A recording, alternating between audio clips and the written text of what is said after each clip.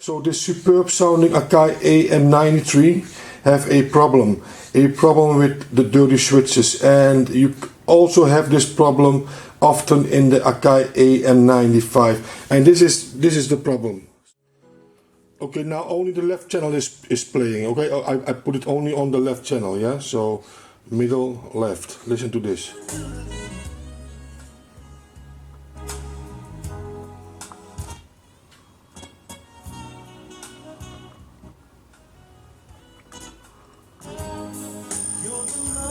That's a dirty switch.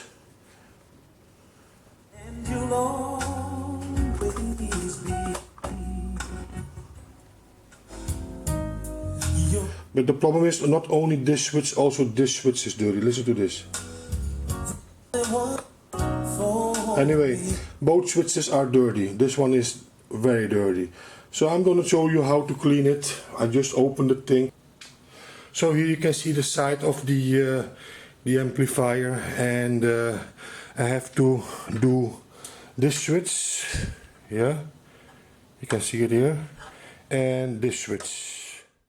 I go with my cam, because when I keep the cam in my hand I have a better view, and then you can see I need to clean this switch, yeah, and I only need to point my, let me see this thing here. Yeah, give it a little bit. Of course, before you do that, you always have to take your power cord out of the wall, yeah? And when you just spray it inside, you just do like I do. Just go up and down. And I think it's enough. I think it's enough. I will also do the other switch. That's this one, yeah? The large one, you can see it here, the silver one. And well, I will give a little bit inside it here. Let me see, because it's very difficult to work when you have in one hand a cam and, well, let me see. Well, let's do the other one more time. Let me see, where was the switch? This switch, I forgot this hole. This little hole, you see that little hole over there? Just give it a little, you don't have to spray for long, just a little bit like this. How I'm doing, listen to the sound, just for a moment. And I have to watch this, yeah, one more time. Yeah, and then you just go.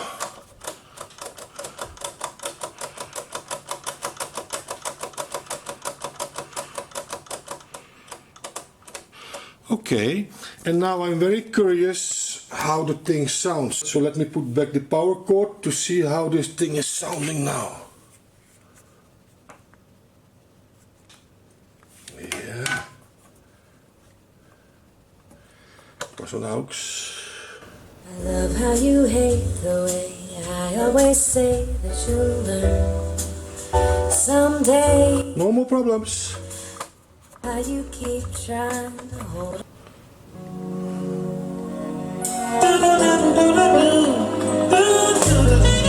It was the left channel.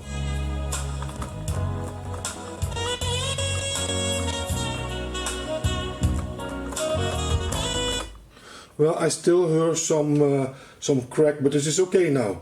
So I will do it one more time. I can't say it sounds better than my Sansui 9000, my G9000, but yeah, it sounds different. But the Sansui doesn't sound better. This one sounds more powerful, more deeper in the bass, and I have a better separation of bass, mid and treble, and that's why I'm not sure tomorrow this guy will pick this thing up. And I already taught it for 2 days. I think what I have to do, I heard the thing and now it is clean. I will test it one other time and to see if I'm going to sell this thing. The thing isn't beautiful, but yeah, which amplifier is beautiful? Yes, the older vintage, my Sunsweet G9000 is a beautiful amplifier, but in the end it's the sound that counts, and the sounds coming from this Akai is really incredible. One more time, listen to this. Such a to hold you. Isn't that beautiful? Isn't that beautiful? Well, this is the cleaning up from the Akai am-93 reference class. Yeah, you can reference master, and well, even I thought, well, this thing is good, but it can be better as for example a Sony ES. And really, after I heard this thing, I will never buy a Sony ES anymore, because until then, from all the newer amplifiers, Sony ES sounded the best. I have to be honest, Sony ES is a very good sounding amp. But in comparison with this amp, and also this amp was much more expensive than the Sony, this Akai sounds so much more beautiful. Listen to this one more time. But then would come the time. And these things come so, well, they are rare, they don't come often on the market. Yeah, you can see a AM63, 73, but the AM93 and the AM95, those two are very rare pieces. And well, I have to test later on the evening. I will test my Marantz MP80. Yeah, I will test that one. If the sounds come close to this one, probably I will sell this set. But the Marantz PM80 doesn't have a DAC, and this is a DAC. And I like to spin my music from tablets or on my phones, and so to have that analog sound, and you can have that analog sound with this perfect amplifier, because this amplifier is really a perfect sounding amplifier. I was very surprised when I hooked this thing up. Okay, it had some scratches, but I dissolved that problem now, and I heard that most these amplifiers, or what I read from these amplifiers, that most of these amplifiers have this problem. But that is normal. Every amplifier 20-30 years old have problems with dirty switches or pot meters, and there were only two dirty pot meters or dirty switches, these two, and I cleaned them now, and now the thing is sounding fantastic, really fantastic. I can't get enough from this amplifier. And it's the end of the song, that's why it is so soft. So, and the DAC is a strong point, so well, I can sell the tuner. I have a bit from the tuner for, no, the CD player for 165 euro. So, and the tuner, somebody wants to pay me 80 euro. I think it's a little bit too, well, it's not much, 80 euro. But if I sell those two, then I have this amplifier for about 350 euro. And believe me, I never heard a sound in my house, yes, before I hooked this thing up. It is really beautiful sound. Listen to this. Long and winding. Listen to the bass. That leads to your door. So this will be a hard night. Do I sell this amp, or do I keep this amp? And I think it's much better than the Sony ES. And by showing you how to clean this beautiful amp, these pot meters, these switches in this case, I will end this movie. And well, I hope you like it. And if you ever find a Akai AM93 or AM95, yeah, and the price is under 500 euro or $500. I see them often in America, much cheaper, way cheaper, because these guys don't know what they are selling. And as you know, I have enough experience to tell you what's the difference between amps. And I will make also, and I'm going to shoot now 4 sound movies from this amp. I already made that same movies with my Sony 707 ES, so I will make a VS movie. this amp vs the Sony ES, vs the Sansui G9000, vs the Marantz PM80, and vs, well, maybe a few more amplifiers and receivers I have. So after this movie I will start making those recordings from those songs I especially picked out to make those movies. And my next movies will be blind tests, so because I see that a lot of people who are, for example, Marantz lovers always say, well, the Marantz is the best. But for the first time I will make this time blind test, so blind test, and so people can hear with an open mind to this difference in sound. And to be honest, this thing will win. This thing will win. I'm already, well, the Sansui G9000 and this one, they are equal. Only the Sansui sounds different. It is, well, you will see that in the tests, yeah.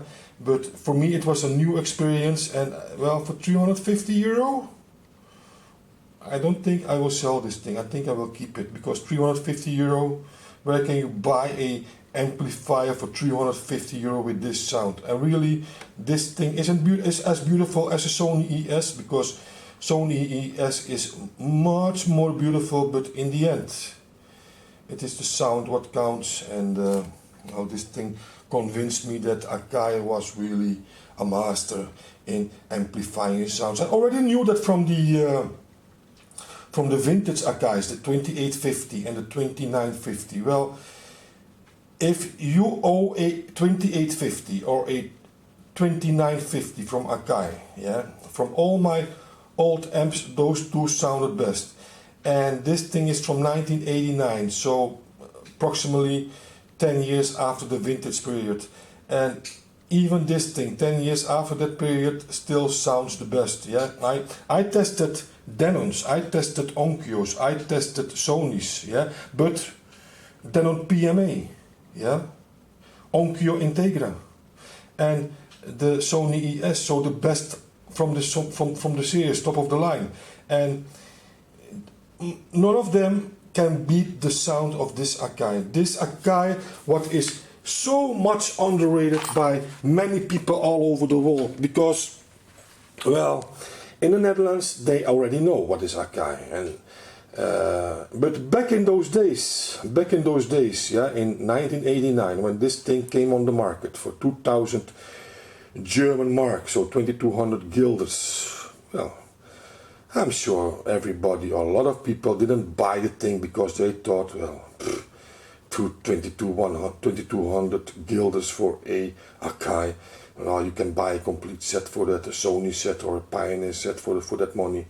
And why should you pay 2,200 euro for this Akai when you can buy in the same period a Marantz PM80 MK1 for 700 guilders, a third of the price? And that's why this thing is rare. It isn't sold much, but, and I thought, okay, I'm not sure, sometimes brands put a high price on a product just to show, okay, this is the best quality.